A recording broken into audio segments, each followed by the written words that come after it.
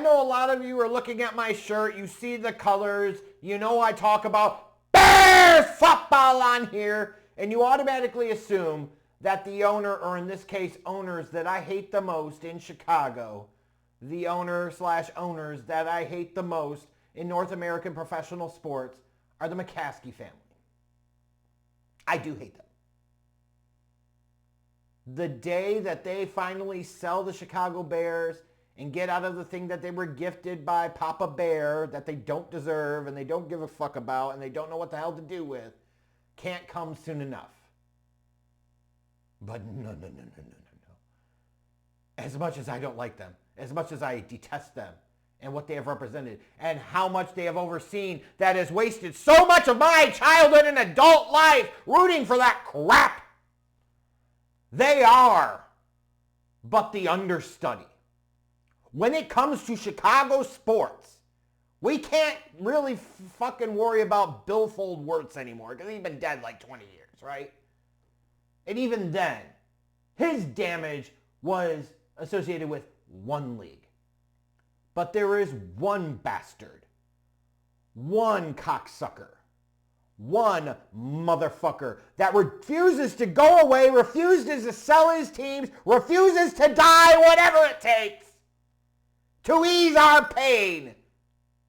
This motherfucker doesn't impact just one franchise, but two in Chicago. He doesn't put his stain and stank on one league, but two. And that is, of course, Jerry Reinsdorf. I will never, and I want to emphasize this again, ever forgive Jerry Reinsdorf for all the bullshit that he's pulled over the years. Well, one of the keys to life is live and learn and forgiveness and fuck all that pussy shit. It is fuck Jerry Reinsdorf yesterday, fuck Jerry Reinsdorf today, and fuck Jerry Reinsdorf always and forever. And in case you didn't get me, let me say it one more time. Blah! Fuck Jerry Reinsdorf. Like, I'm not a White Sox fan. I give two shits less about them one way or another. They do good, okay, cool, I don't care. They do bad, I don't care. But I know a lot of Chicago fans that are White Sox fans. And they're like, oh, preach to me, brother. This motherfucker and his decades of always trying to push the Chicago White Sox as a mid-market, small-market type of team because this cheap son of a bitch doesn't want to pony up the fucking dough to really legitimately play with the big boys. And I know a lot of people will sit there and say, oh, it's not that bad. That's just dumb fan speak. No, literally, this motherfucker almost ruined baseball because of his shenanigans and bullshit. Need I remind you, Jerry Reinsdorf is the guy that in 1994 was the leading predominant force that led to the owner saying, we got to have a 3/4 majority to approve any labor deal. We're going to sit there and fight these guys tooth and nail. We're going to push for a fucking salary cap. In seasons before that, he colluded with the commissioner's office and other owners to keep down fucking salaries, trying to impose a salary cap to save fucking money. That was Jerry fucking Reinsdorf. That's not opinion. That's not hyperbole. That's not me making up shit just to rage against this asshole. That's fact. The 1994 Major League Baseball season, this motherfucker was so determined to take a stand and try to save himself and his buddies in the ownership of the Major League Baseball team's money that he undercut what could have arguably been one of the most special and memorable baseball seasons of all time. 1994, the year that Tony Gwynn was pursuing Ted Williams and a 400 batting record, 400 batting average. Matt Williams, Ken Griffey Jr. were both over 40 home runs by the time the strike started. They were staring down the barrel of Roger Maris. That record could have been broken in 94. Close behind was Jeff Bagwell, who, by the way, was second in the league in batting average at that point with a 360, what was it, like 365, 367 batting average. He was also leading the league in RBIs, Frank Thomas was pretty close behind. Greg Maddux had a 1.56 ERA. The 1994 baseball strike, to me, is largely responsible for the inevitable death and relocation of the Montreal Expos. This cocksucker and the shit that he tried to push through literally killed a franchise. Literally. In a year, in 94, that the Montreal Expos certainly looked like they were poised to take the NL pennant, go to the World Series, and have a chance. And what's so terrible about this, when you look back at that 94 White Sox team, with Frank Thomas having a monster year, with guys like Beret and Alvarez and Blackjack McDowell in the fucking starting rotation, that White Sox team was a threat to win the pennant. They could have went to the World Series and won it. And the White Sox, Black Sox curse continued in large part because this fucker wanted to sit there and push the baseball strike. And we saw how that worked out.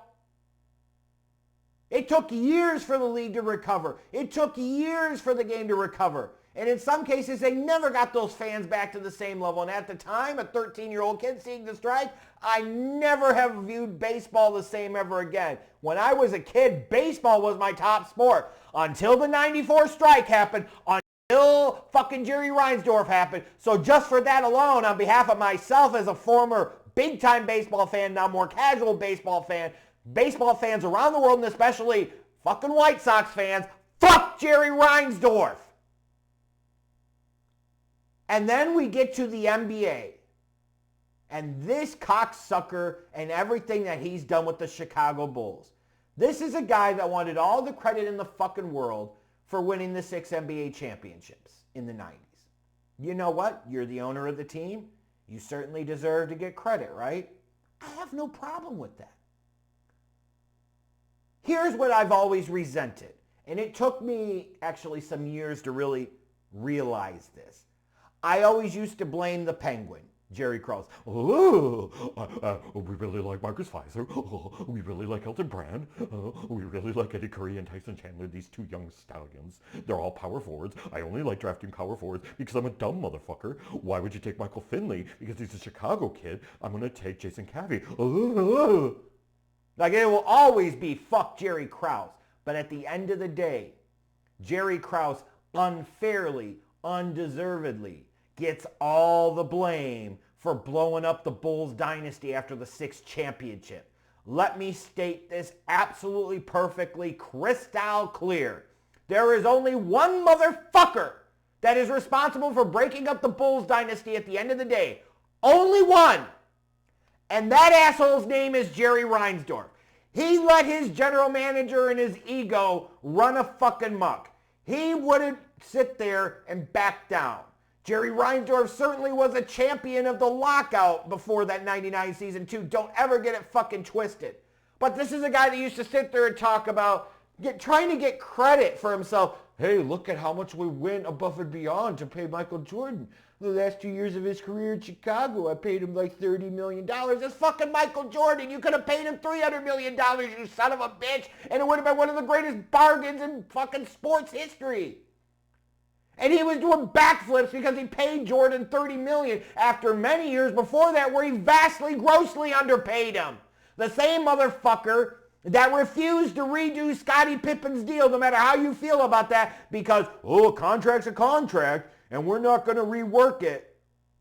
He said, fuck his players, fuck the loyalty, fuck what could make any good sense. I'm going to let my GM run things into the fucking ground. And that's exactly what happened. And then all these years later, the length of time that he allowed the reign of terror of the Garpax era to happen and keep happening and keep happening. And now when you look at Acme in the front office, Billy Donovan, the head coach, even if this was a team that was in a position to contend, they're not. But even if they were, they wouldn't because Jerry Reinsdorf refuses to go into the luxury tax. Don't give me that bullshit of, they'll go into the luxury tax. He feels like they're a real contender. No, he fucking wouldn't. Jerry Reinsdorf is the single biggest reason top free agents refuse to go to Chicago and only use them as a negotiating and leveraging point. He is the primary reason that the fucking dynasty 6 championships in 8 years, and this son of a bitch couldn't wait to tear it down to the fucking ground. Fuck him forever. 25 years later, these asshole cocksuckers are still goddamn rebuilding.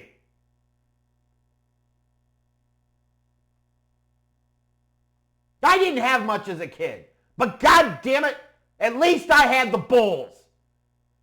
And this son of a bitch took that away from me. He gave me 2.5 decades of disappointment as gratitude. He robbed my joy and love for baseball that has still to this day never returned. It used to be baseball, then football, then basketball. After 94, no longer. No longer. And that's primarily because of the leadership in the labor strife, in the strike, colluding with the owners, fighting against the players, cancel the fucking World Series, rob us of one of the greatest seasons in baseball history's conclusion. That was fucking Jerry Reinsdorf. And now we sit at the precipice of the Bulls being a disaster yet again. Big fucking surprise. Another Jerry Reinsdorf-led fucking team is a disaster. See the White Sox now. See the Bulls now. And they can't tear this shit down soon enough.